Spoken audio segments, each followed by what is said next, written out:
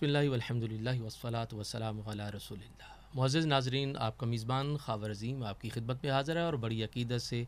सलाम अर्ज़ करता है। अस्सलामु अलैकुम रहमतुल्लाहि व बरकातुहू। आज का ये खूबसूरत प्रोग्राम अफ्तार ट्रांसमिशन आपके साथ एक खूबसूरत उन्वान के साथ मौजू के साथ हम हाज़िर हैं और आज हम एक ऐसे उन्वान पर गुफ्तगू करेंगे, एक ऐसी शख्सियत का ज़िक्र करेंगे कि इंसान कितना ही सख्त दिल क्यों ना हो, पत्थर दिल क्यों ना हो, ये ज़िक्र ऐसा है, ऐसी ज़ात का ज़िक्र है कि ये ज़िक्र होते ही दिल नरम हो जाते हैं और ये ज़िक्र ऐसा है कि जो आबदीदा कर देता है। एक ऐसा कल्बी लगाव इस रिश्ता के साथ, इस वजूद के साथ हर इंसान का है कि उसका बयान अहाता गोयाई में मुमकिन नहीं है। एक फ़िलासफ़र का कहना है कि सारी कायनात का हुस्न छीन लिया जाए और सिर्फ माँ का वजूद रह जाए तो कायनात के हुस्न में ज़रा बराबर फ़र्क नहीं आता। माँ एक ऐसा मुतबरक वजूद है जो दुनिया में औलादों के लिए नेमत उज़्मा का दर्जा रखता है और ये एक ऐसा वजूद है कि जिसकी अज़ीमतों का ज़िक्र कुरान में भी मिलता है, फ़रामीन मुस्तफ़ा में भी मिलता है, बुज़ुर्गान दीन के अक़वाल में भी मिलता है। ये ऐसा वजूद है जो औलादों की इस खूबसूरत अंदाज़ में ज़हनी परवरिश करता है कि अगर माँ अपनी खूबसूरत तरबियत से बच्चों को, उनके अज़हान को, उनके क़ुलूब को आरास्ता करे तो वो ज़माने के कामयाब अफराद की सफ़ में इम्तियाज़ी हैसियत से नज़र आते हैं। माँ पहली दरसगाह है और पहली दरसगाह से जो वजूद, जो नफूस तरबियत पाते हैं तो वो ज़माने की क़यादत करते हुए नज़र आते हैं। नबी रहमत सल्लल्लाहु अलैहि वसल्लम की कायनात में तशरीफ़ आवरी से कब रिश्तों की जो तनज़्ज़ुली और पस्ती ज़माने ने देखी और ज़िक्र किया वो किसी की नज़र से निहा नहीं। हर रिश्ता अपनी कदर, अपनी अहमियत खो बैठा था और हर रिश्ते को तक़द्दुस, हुर्मत, इज़्ज़त व अज़मत जो अता की है वो मेरे नबी पाक सब साहिब लौलाक जनाब मोहम्मद मुस्तफ़ा सल्लल्लाहु अलैहि वसल्लम की ज़ात ने अता की है, वगरना हर रिश्ता अपनी कदर खो बैठा था। मेरे नबी पाक सल्लल्लाहु अलैहि वसल्लम ने इज़्ज़तों के ताज रिश्तों को अता किए कि बेटा है तो उसे नेमत बना दिया, भाई है तो उसे नसीर मददगार बना दिया, बाप को जन्नत के दरवाज़ों में से दरमियानी दरवाज़ा करार दिया। अब इसी तरह अगर ख़वातीन की तरफ देखा जाए तो ये ऐसा पसमानदा तबका था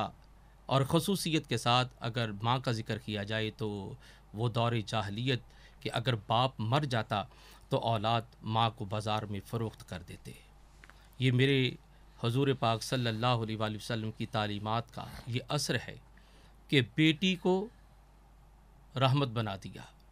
बीवी को निस्फ़े ईमान बना दिया और इसी तरह बहन को गैरत का सामान बना दिया और माँ के कदमों को जन्नत मकान बना दिया। समर बन्नो हाशमी ने बड़े खूब अंदाज में कहा था कि उनके दम से तबकाए निस्वां को जो इज़्ज़त मिली, मैं इसे उनका करम, उनकी अता कहती हूँ।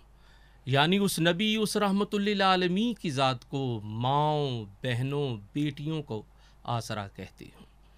मुअज़्ज़िज़ नाज़रीन, आज हम जिस शख्सियत और जिस ज़ात का ज़िक्र करने जा रहे हैं वो एक ऐसी ज़ात और एक ऐसा वजूद है कि जिसका ज़िक्र करते हुए मैं समझता हूँ कि ज़िंदगी कम पड़ जाए, इस ज़िक्र की वुसअत को फिर भी कोई पा नहीं सकता। एक जुमला मैं अपनी बात को मुकम्मल करते हुए आगे बढ़ूँगा कि माँ एक ऐसा वजूद है कि जो ईसार और कुर्बानी पर है और ईसार ही ईसार और कुर्बानी ही कुर्बानी और मोहब्बत ही मोहब्बत है।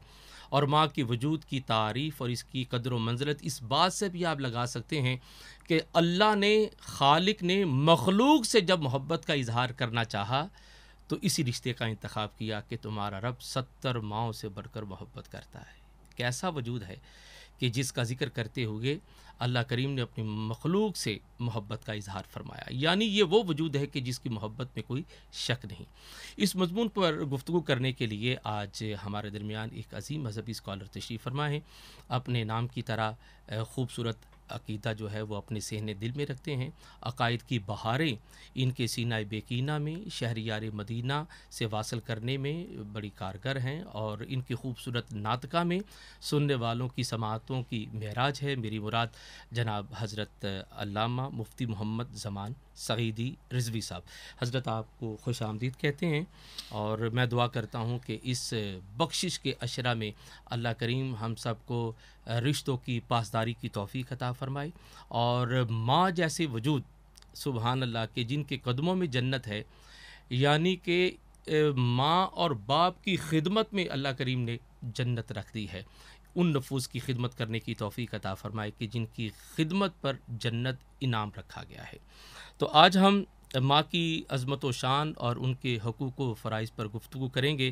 سب سے پہلے حضرت آپ کو آج کے اس پروگرام میں ہم خوش آمدید کہتے ہیں، اور میں چاہوں گا کہ قرآنی آیات میں ماں کا مقام و مرتبہ جو بیان کیا گیا ہے اس کی ذرا وضاحت فرمائیے۔ الحمد للہ والصلاۃ والسلام علیہا۔ انتہائی ادب و احترام اور محبتوں کے لائق اور محبتوں اور عقیدتوں کا چینل 9 جو سحر اور افطار کی ٹرانسمیشن کے ساتھ امت مسلمہ کی بڑے آسن عنوانات کے ساتھ رہنمائی کر رہا جی، ہے، اللہ تعالیٰ آپ کی اس کاوش کو ثمربار فرمائے۔ آمین آمین۔ میں اپنے موضوع کی طرف آنا چاہتا ہوں۔ قرآن کریم فرقان حمید نے ہر منصب کو، ہر مرتبہ کو اس کے شان اور مقام کے مطابق بیان صحیح۔ فرمایا ہے۔ ماں کا مقام اور مرتبہ ایسا ہے، جی، بالخصوص ہمارے عرض پاک میں تو ماں کو وفا کی پتلی تصور کیا اللہ جاتا ہے۔ اکبر۔ دنیا نے تو اس کے لیے ایک دن متعین کر دیا ہے، اچھا، لیکن ہم تو سرکار واہ کی واہ واہ، امت میں سے ہیں، اور آقا علیہ الصلاۃ والسلام کا دین کامل دین ہے، ہمارے نزدیک ہر ڈے مدر ڈے ہے۔ مدر ڈے ہے، واہ وہ واہ، مقام اور سبحان مرتبہ اللہ، رکھتا ہے۔ سبحان اللہ۔ ایک اصول ہے جی، کہ جس کا جتنا کثرت سے ذکر کیا جاتا ہے اس کا مرتبہ اور مقام بھی اتنا بلند ہوتا ہے۔ اللہ اللہ اللہ۔ آپ نے چونکہ حکم کیا ہے قرآنی آیات کے حوالے سے، جی تو دیکھیں قرآن پاک میں سب سے پہلے تو ہم یہ تصور کریں، یہ اس بات کو سمجھ لیں جی، کہ ماں ہماری زبان کا لفظ ہو، اچھا جی، ممتا کا ہو، واہ، مادر ہو، امی ہو یا مما ہو، اچھا، سب میں ایک یکتائی پائی جاتی ہے۔ اللہ اللہ، عربی زبان کے اندر ماں کو ام کہتے ہیں۔ جی، قرآن مجید فرقان حمید میں ام کا لفظ 84 مرتبہ ذکر کیا اللہ گیا ہے، اللہ اللہ، اور سبحان اس کی جمع امہات آتی ہے جو 11 مرتبہ ذکر کی گئی ہے۔ سبحان اللہ، اور اس کے علاوہ جہاں والدین ماں اور باپ دونوں کو ملا کے تذکرہ کیا گیا ہے تو وہ بھی متعدد مقامات ہیں۔ ماشاء اللہ، تو اس سے آپ سمجھ لیں کہ قرآنی آیات میں، قرآن پاک میں ماں کے عنوان کو کس طرح بیان کیا گیا سبحان ہے۔ اللہ، سبحان اللہ، ماں کا ام کا جو لفظ ہے جی اس کا اصل معنی ہوتا ہے اصل، بنیاد، جی، جس کے اندر اس کی تمام متعلقات سما جائیں اسے ام کہا جاتا ہے۔ سبحان اللہ، سبحان جیسے مکہ معظمہ کو ام القریٰ کہا جاتا ہے جی، کہ وہ خطہ عرب کا مرکز ہے۔ واہ،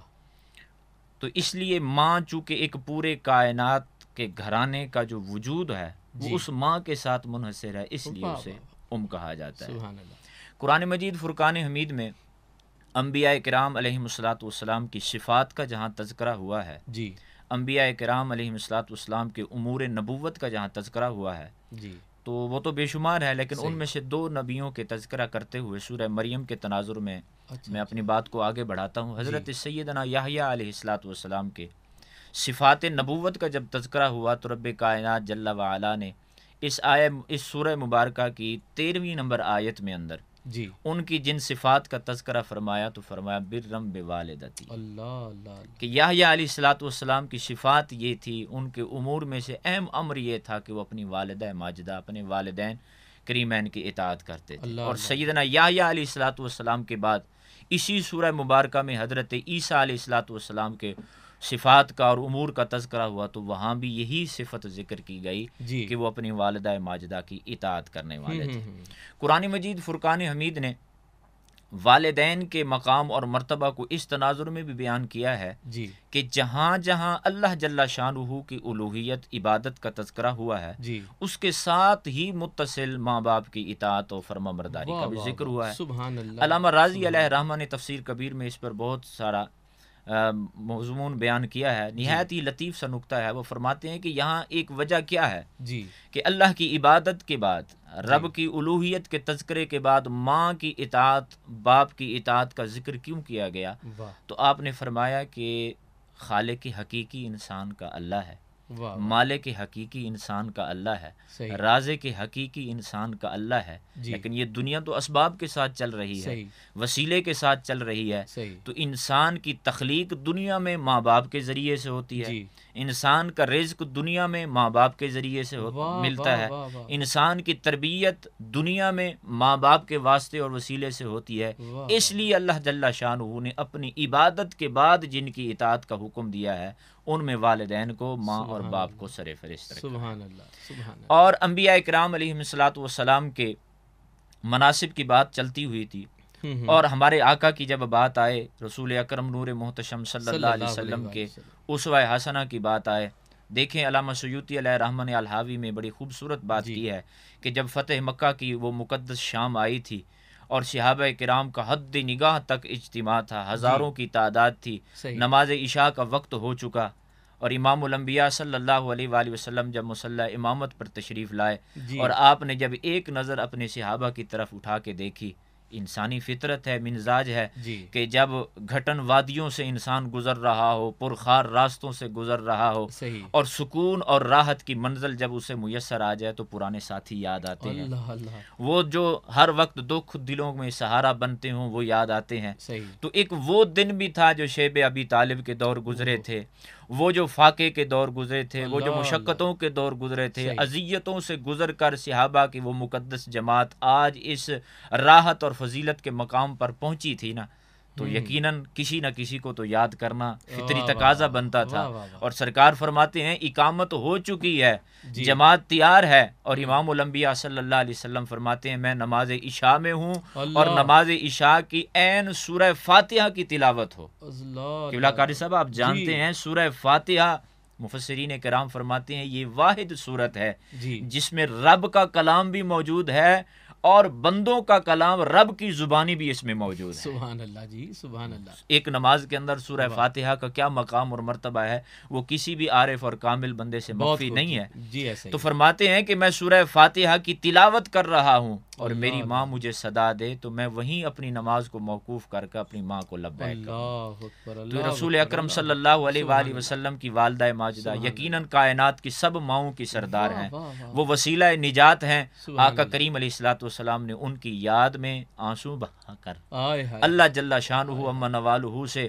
ان کے مزار پر انوار کی زیارت کے لیے اذن طلب کر کے ہمیں یہ تعلیم دی ہے آئے کہ ہائے اللہ کا قرآن بھی ہمیں اطاعت اور فرما برداری کا حکم دیکھا ہے، اور مدینے والے کا مقدس فرمان اور عمل مبارک بھی ہمیں اس بات کی طرف رہنمائی کرتا ہے واہ کہ واہ اللہ جل شانہ کی عبادت و ریاضت کے بعد ماں کی اطاعت ضروری ہے، سبحان اللہ سبحان والدین اللہ کی اتباع ضروری ہے۔ اس لیے قرآنی آیات جا بجا اسی حکم کو امر کے سیغے کے ساتھ بھی بیان کر رہے ہیں، اور دیکھیں اس تناظر میں بھی جی جی بعض دفعہ کسی مسئلے کو سمجھانے کے لیے اس کی فضیلت کو تذکرہ کیا جاتا ہے، جی اور بعض دفعہ اس کی اہمیت کو ذکر کرتے ہوئے اس کے ساتھ اس عمل کے تارک کے لیے وعید کا تذکرہ کیا جاتا ہے۔ اچھا تو اسی لیے صحابہ کرام رضوان اللہ تعالی مجمعین کی احادیث مبارکہ کو جب ذخیرہ کیا گیا صحیح تو تمام محدثین نے لکھا ہے کہ جب ہم نے سرکار کی احادیث مبارکہ کو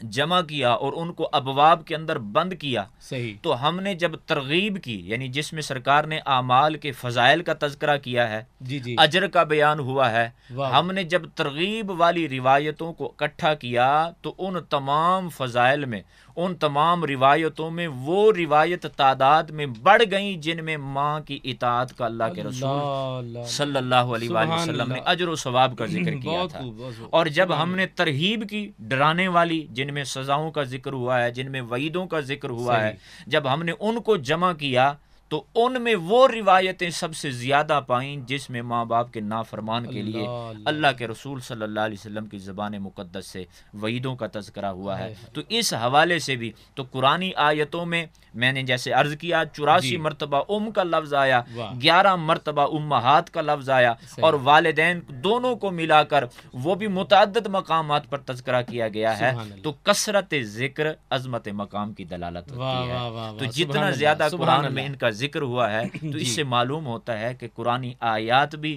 ماں کی شان کو بیان کر رہی ہیں، ماں کے مرتبے کو بیان کر رہی ہیں۔ والدین کی شان و عظمت قرآن کے حوالہ سے قرآن کی روشنی میں آپ نے بیان فرمائی۔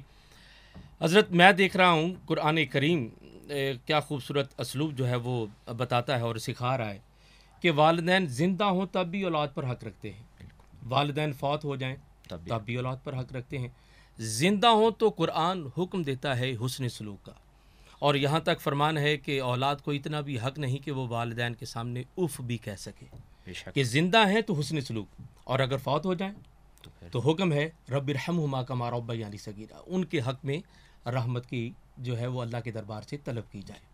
کہ والدین زندہ ہوں تب بھی اولاد پر حق رکھتے ہیں، والدین دنیا سے چلے جائیں تو ان کے لیے اللہ کے دربار سے رحمت طلب کرنا یہ بھی حکم ہے۔ اچھا حضرت یہ بتائیے کہ ایک قول متبرک ملتا ہے، فرمان عالی شان ملتا ہے کہ ایک انسان کے لیے، مسلمان کے لیے جنت بھی والدین ہیں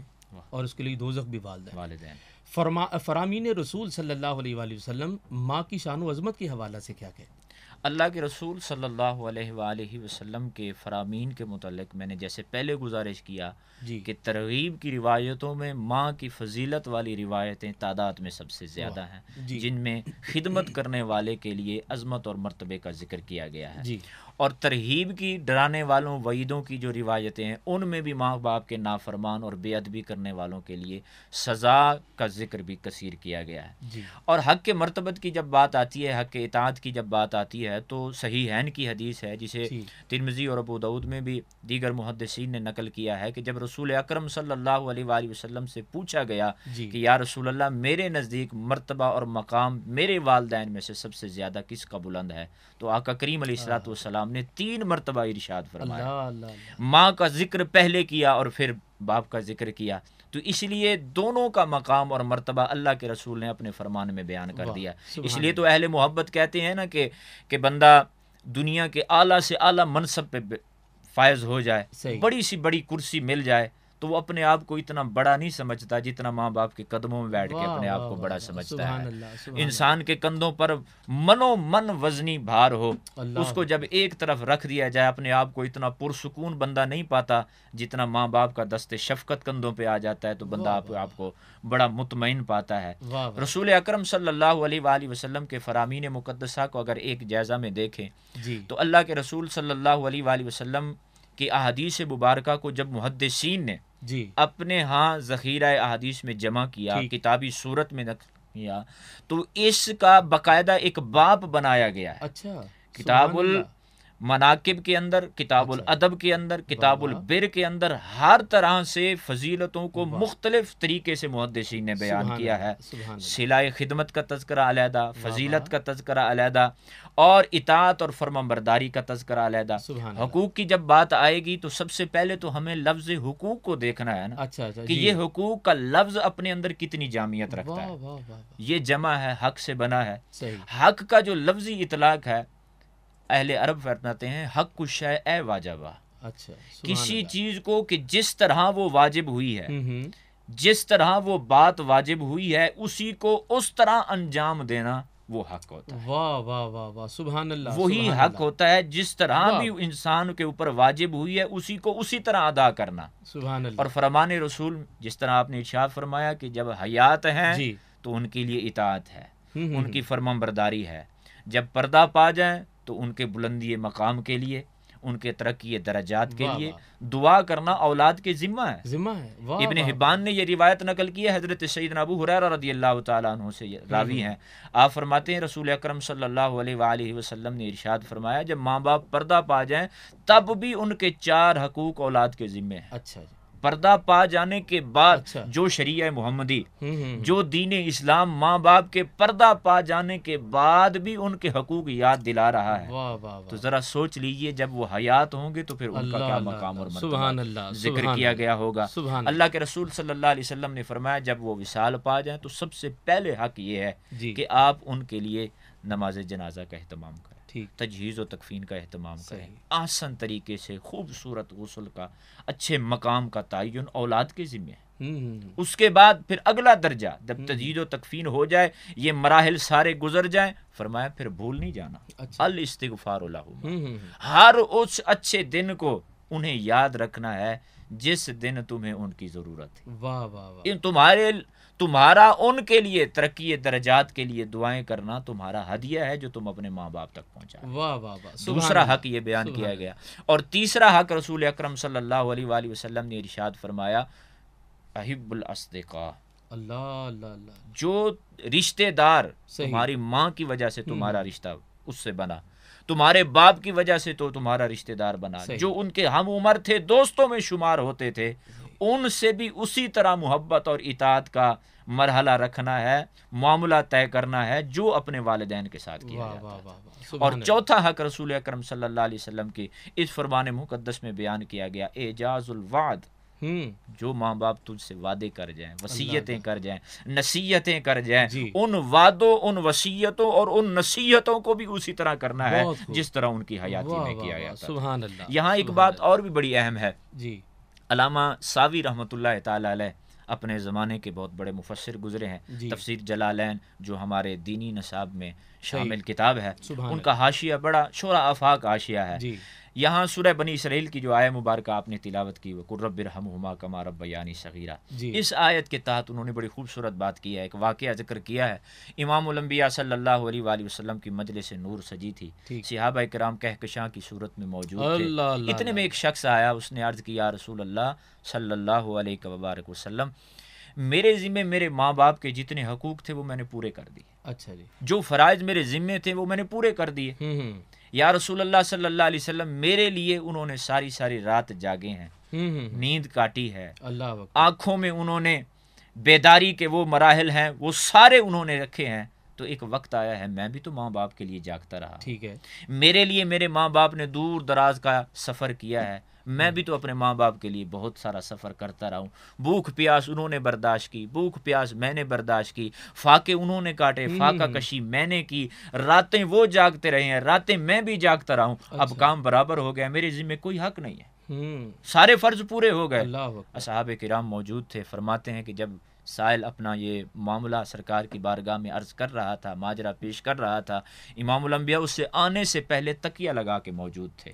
جیسے اس کی بات مکمل ہوئی, سرکار نے تکیہ مبارک چھوڑا اور چہرہ مبارک پہ پر جلال کیفیت تھی. اللہ کے رسول صلی اللہ علیہ وسلم کی چونکہ شان ہے کہ آپ جوامع الکلم کے مالک ہیں, آپ کی زبان مبارک سے الفاظ کے موتی مختصر جاری ہوتے ہیں, لیکن اس کا معنی مفہوم اتنا ہوتا ہے کہ دنیا رہتے دم تک بھی اس کے مفاہیم بیان کرتی رہے تو پھر بھی الفاظ کے اندر جامعیت موجود ہوتی ہے. تو سرکار کی یہ شان تھی. امام الانبیاء صلی اللہ علیہ وسلم نے ارشاد فرمایا خاموش ہو جا, وقت تو نے بھی دیا ہے, وقت انہوں نے بھی دیا ہے, لیکن تیرے وقت دینے میں اور ان کے وقت دینے میں بہت زمین آسمان کا فرق ہے. یا رسول اللہ معاملہ تو ایک جیسا ہے. فرمایا فرق یہ ہے کہ جب تو ماں باپ کو وقت دیتا تھا,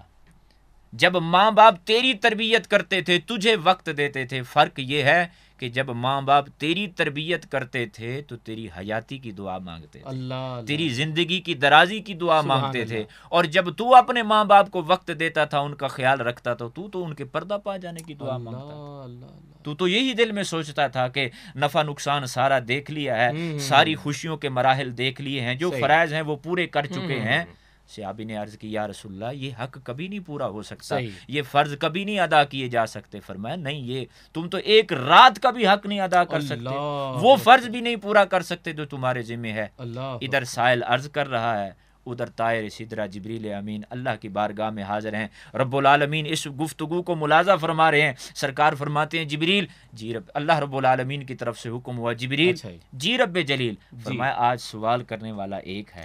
آج سائل ایک ہے, لیکن یہ مسئلہ تو قیامت تک آنے والی ساری انسانیت کو سمجھانا ہے. سورہ بنی اسرائیل کی یہ آیتیں لے جاؤ اور فرماؤ کہ اطاعت اور اتباع کے تمام مراحل سے گزر کر جب حقوق کی بات آئے گی تو سب سے پہلے ان کی ترقی درجات کی دعا مانگو. وَقُلْ رَبِّ ارْحَمْهُمَا كَمَا رَبَّيَانِي صَغِيرًا. جب بھی رب کی بارگاہ میں دعا کے لیے ہاتھ اٹھاؤ تو اللہ سے عرض کرو مالک انہوں نے ہم پہ شفقت کی ہے, تو اپنے شیان شان ان پہ رحم. سبحان اللہ. جناب محترم مفتی محمد زمان صغیری صاحب ماں کی شان و عظمت اور حقوق و فرائض کے حوالہ سے قرآن اور احادیث رسول کے تناظر میں بڑے خوبصورت انداز میں گفتگو فرما رہے تھے, اور صحابی رسول کا بارگاہ مصطفیٰ میں آنا اور یہ سوال کرنا کہ میں نے والدین کے حقوق جو ہے وہ پورے کر دیے, اور پھر سرکار کا فرمان بھی اس پر حضرت نے بیان فرمایا. میں چاہوں گا کہ ایک مختصر بریک کے بعد بعد جب ہم آئیں تو حضرت سے میرا یہ سوال ہوگا کہ سرکار کی حقیقی والدہ تو ظاہری طور پر دنیا میں موجود نہیں تھیں، اور آپ کی رضائی والدہ جناب حلیمہ جب تشریف لائیں سبحان اللہ۔ تو حضور علیہ الصلوۃ والسلام نے ان کی تکریم کس انداز میں کی؟ تو ناظرین ہمارے ساتھ رہیے گا، مختصر بریک کے بعد حاضر ہوتے ہیں۔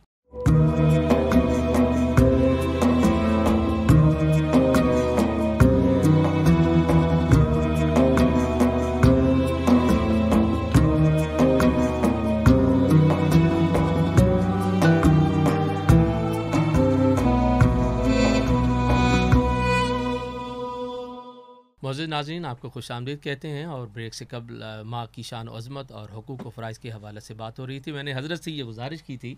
کہ آپ کی رضائی والدہ جناب حلیمہ جب تشریف لائیں تو سرکار نے کس انداز میں تکریم فرمائی اور حقوق و فرائض کے حوالے سے ہمیں کیا تعلیم دی ہے؟ سبحان اللہ۔ رسول اکرم صلی اللہ علیہ وآلہ وسلم کا ہر عمل امت کے لیے اسوہ حسنہ کا درجہ رکھتا ہے۔ جی، آپ کی رضائی والدہ ماجدہ سیدہ حلیمہ سعدیہ رضی اللہ تعالی عنہا، جو یقیناً فضیلت اور شان اور مقام اور مرتبہ رکھتی ہیں، اپنے مقام اور مرتبہ کے حوالے سے بھی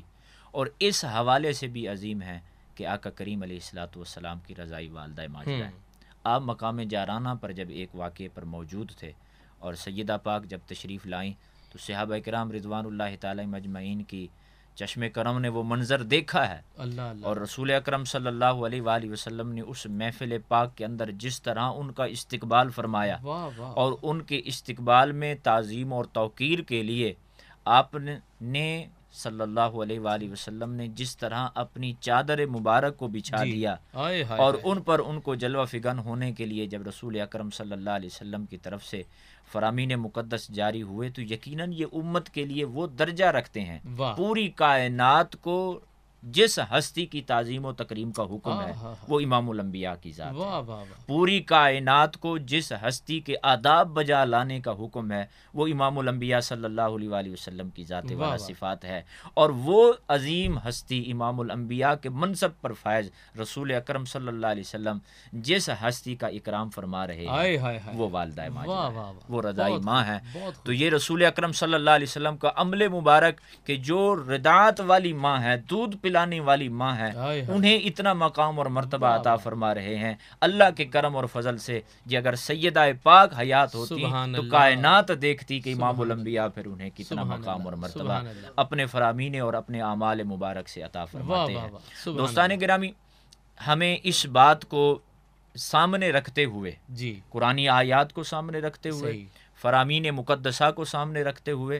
جو حقوق اور فرائض ہمارے ذمے ہیں تو اس میں سب سے پہلے جو ہے وہ اطاعت ہے، بہت اعلیٰ، سب سے پہلے اتباع ہے۔ اطاعت کا مرحلہ، اتباع کا مرحلہ، انسان بعض دفعہ سوچ میں پڑ جاتا ہے کہ ایسے حکم مل جاتا ہے کہ جس سے انسان کی طرف ایک طرف حقوق اللہ ہوتے ہیں، دوسری طرف حقوق العباد ہوتے ہیں۔ صحیح۔ تو سب سے پہلے کلیہ اللہ کے رسول صلی اللہ علیہ وآلہ وسلم نے ارشاد فرمایا لا طاعت المخلوق فی معصیت اللہ، اللہ جہاں اللہ کے فرامین کی، اللہ کے حکم کی معصیت ہوگی وہاں مخلوق میں سے کسی کی اطاعت روا نہیں ہوگی۔ اللہ اکبر۔ حضرت تو یہ بتائیے، اس بات جی میں آپ سے یہ عرض کرنا چاہوں گا،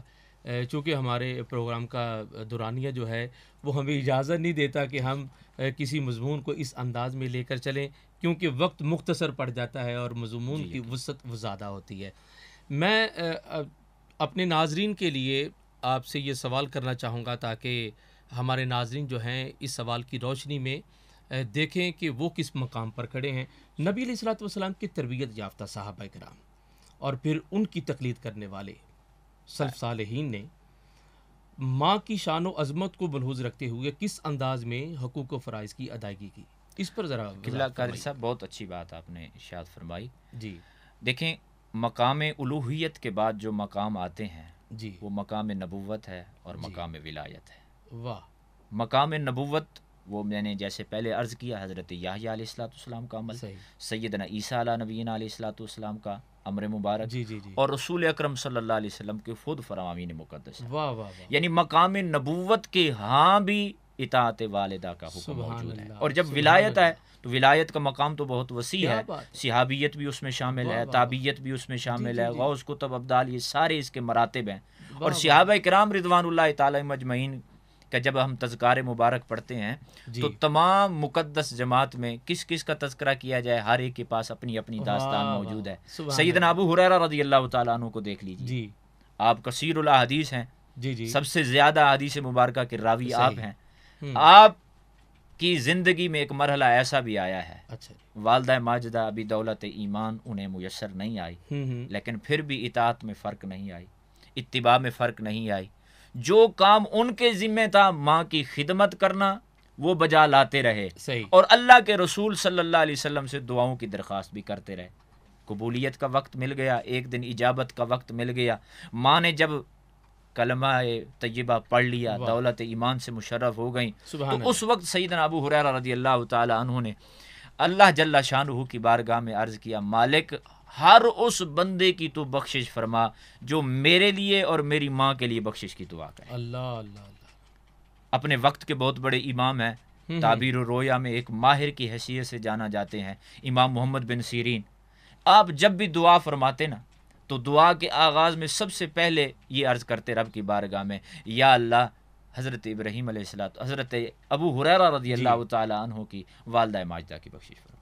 کسی نے پوچھا کہ جی آپ اپنی ماں سے آغاز کریں، اچھا اپنے لیے بخشش کی دعا کریں؟ فرمایا مجھ تک روایت پہنچی ہے سیدنا ابو ہریرہ رب کی بارگاہ میں یہ دعا مانگا کرتے تھے، اور اللہ کے رسول صلی اللہ علیہ وسلم کے صحابی کی دعا رب رد نہیں فرماتا، قبول فرماتا ہے۔ مجھے جو ان کی ماں سے محبت ہے وہ تو ہے ہی، جی جی جی، میں ان کی ماں کے لیے مغفرت اور درجات کی بلندی کی دعا کر کے اپنی بخشش کو پکا کرا رہا۔ اور سلف صالحین کی بات جب آتی ہے، اولیاء اللہ کی جب بات آتی ہے تو خیر التابعین، افضل التابعین، امام الصالحین حضرت سیدنا اویس کرنی رضی اللہ تعالیٰ عنہ کا جب تذکرہ نہ کیا جائے تو مقام ولایت میں وہ مقام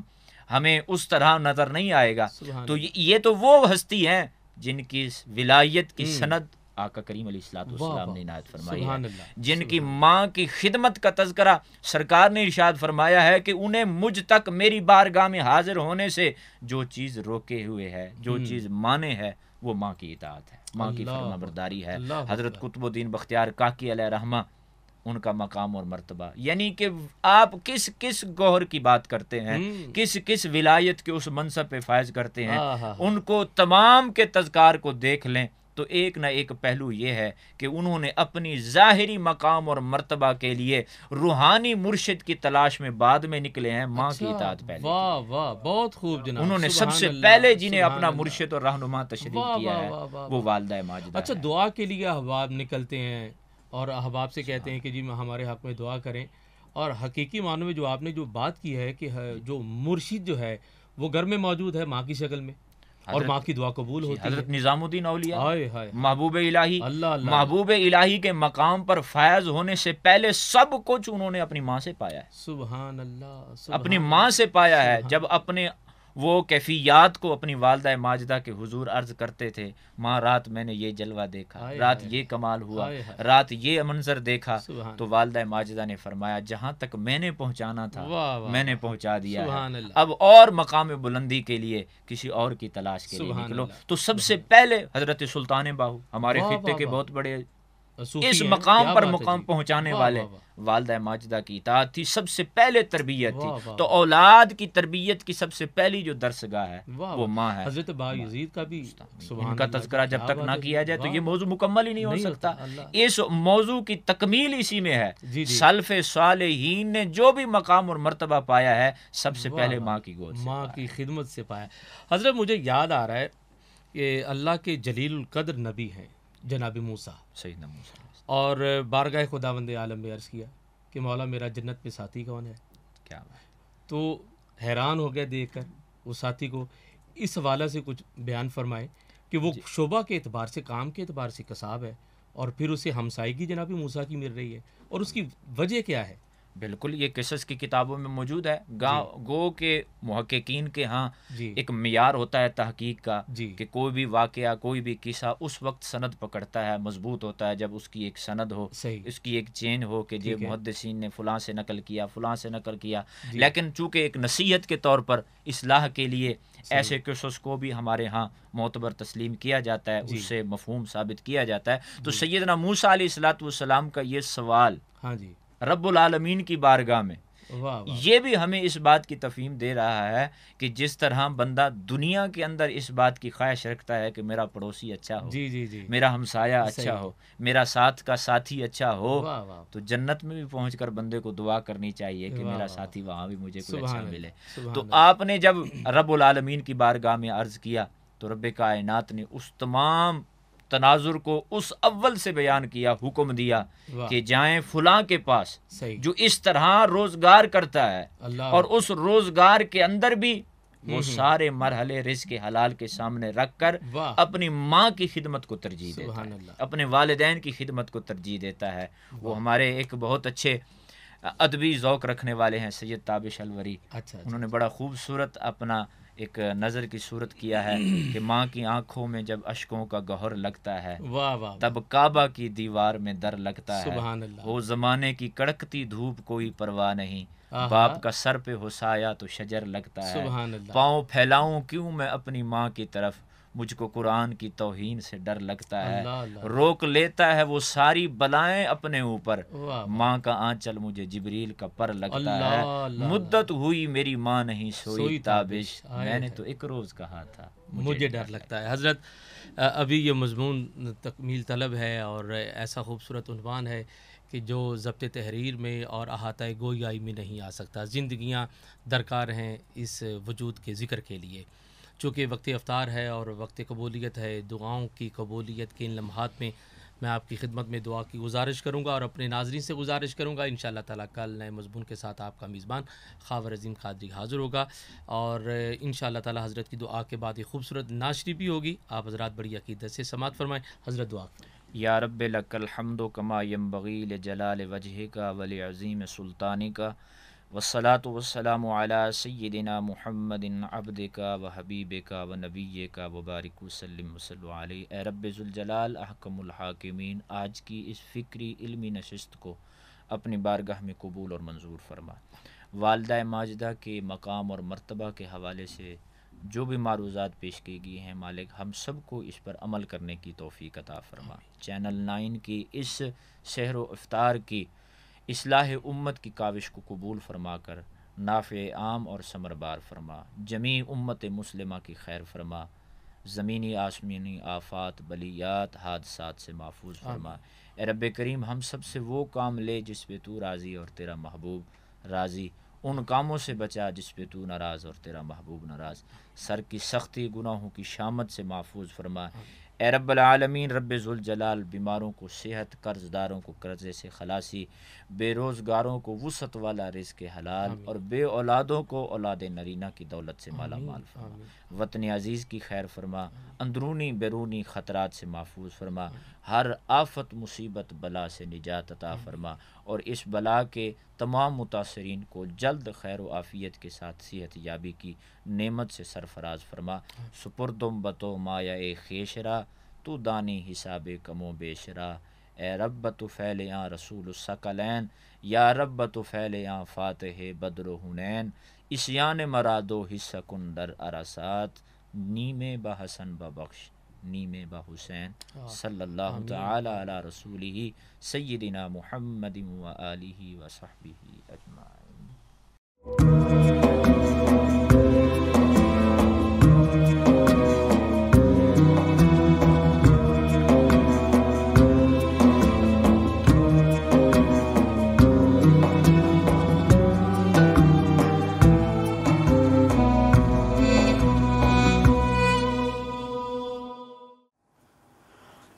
جدوں اے تیر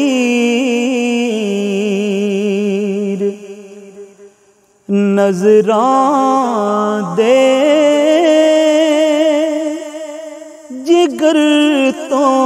پار ہوندے نے،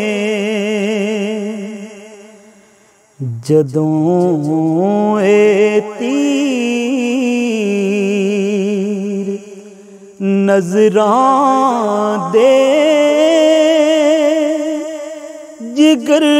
تو پار ہوندے نے، جدوں اے تیر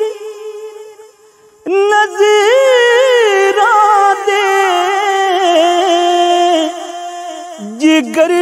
ਤੋਂ ਪਾਰ ਹੁੰਦੇ ਨੇ ਸਿਰਾਂ ਦੇ ਸੌਦੇ ਉਸ ਵੇਲੇ ਸਰੇ ਬਾਜ਼ਾਰ ਹੁੰਦੇ ਨੇ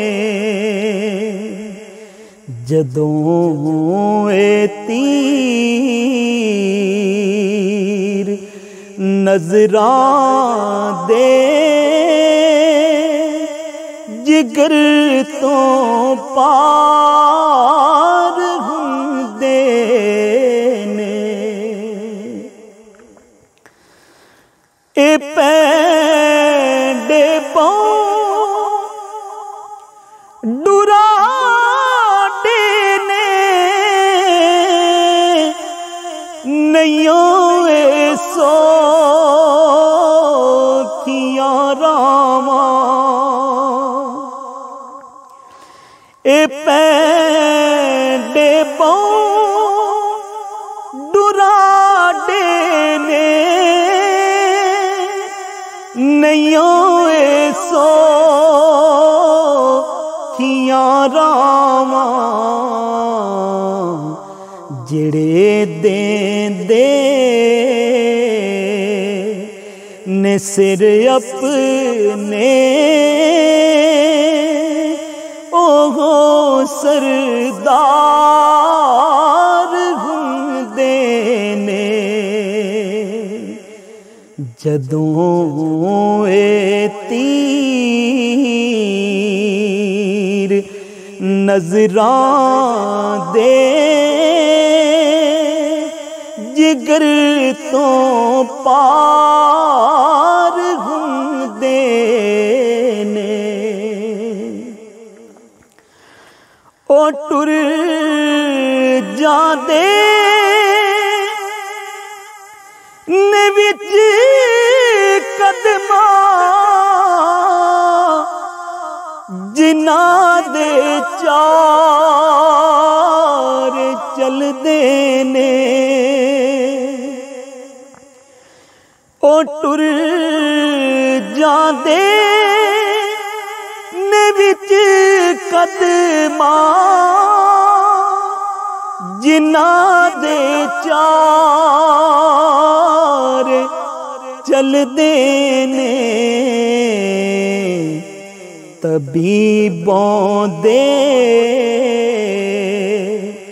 ਉਹਨਾਂ ਵੱਲੇ ਜਿਹੜੇ ਲਾਚਾਰ ਹੁੰਦੇ ਨੇ ਜਦੋਂ ਇਹ ਤੀਰ ਨਜ਼ਰਾਂ ਦੇ ਜਿਗਰ ਤੋਂ ਪਾਰ ਹੁੰਦੇ ਨੇ ਉਹ ਦਿਲ ਮੰਗਲ ਤੇ ਦਿਲ ਦਈਏ ਜੇ ਜਾ ਮੰਗਲ ਤੇ ਜਾ ਹਾਜ਼ਰ ਜੇ ਉਹ ਆਖਣ ਇਹ ਦਸ ਅਜਮਲ ਕਦੋਂ ਇਨਕਾਰ ਹੁੰਦੇ ਨੇ ਜਦੋਂ ਇਹ ਤੀਰ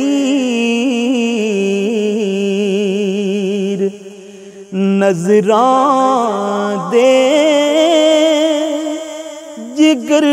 ਤੋਂ ਪਾਰ